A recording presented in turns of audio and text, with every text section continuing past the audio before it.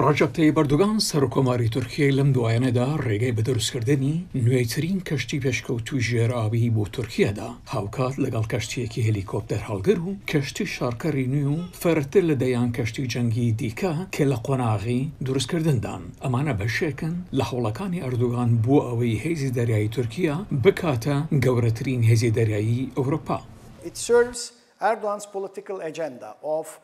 ئەوە خزمەت بە کارنامەی سیاسی ئەردوغان دەکات بۆ بەکارهێنانی دەسەڵاتی لە دەرەوەی وڵات لە قەتەرەوە بگرە هەتا سۆمالیا و لیبیا بە جۆرێک کە لەگەڵ دیدگایدا بگونجێت و بۆ هێزی دەریایی بە واتای ڕۆڵێکی گەورەترە بۆ بەرگریکردن لە وڵاتەکە. تورکیا بنکەی سەربازی لە قەتەر، لیبیا و سۆمال هەیە و لەگەڵیاندا ڕێکەوتنی دەریایی هەیە. ئەنکەرە دەڵێت فراوانکردنی هێزی دەریایی بەشێکە لە وەڵامدانەوەی هەڕەشەکانی ناوچەکە و یارمەتیدان لە جێبەجێکردنی بەڵێنەکانی ناتۆ.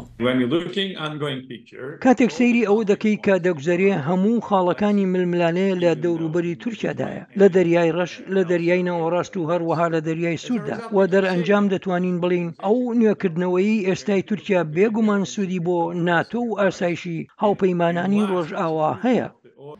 بەڵام گەشەکردنی هێزی دەریایی تورکیا نیگەرانی لا یونان دروست کردووە کە کۆمەڵێک ناوکۆکی لەسەر خاکەیە لە دەریاکانی ئێژە و دەریای ناوەڕاستدا. هەروەها ئیسرائیلیش نیگەرانی هەیە لە بەرامبەر فراوانبوونی هێزی دەریایی تورکیا. پێم وایە بەشێک لەم تیوەگلانە گەورەی هێزی دەریایی و تیوەگلانی زیاتری سەربازی لە باکووری قوبرۆس ئەم بنکە فڕۆکەی بێفڕۆکوانەیە لە باکووری قوبرۆس.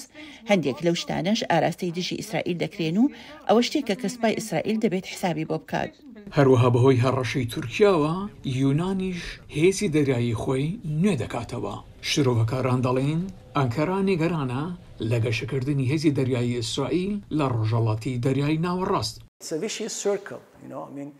ئەمە بازنەیەکی مەترسیدارە چونکە تورکیا هێزی دەریایی نوێی دروست کرد لە بەرامبەر ئەو هەڕەشانی سەریان هەڵداوە. ئێستاکە دراوسەکانی ڕوبەڕووی هەڕەشەی دروستکردنی هێزی دەریایی تورکیا بوونێتەوە. ئەمە ئەوەیە کە ئێمە پێی دەڵین پێشبڕکێی چەک.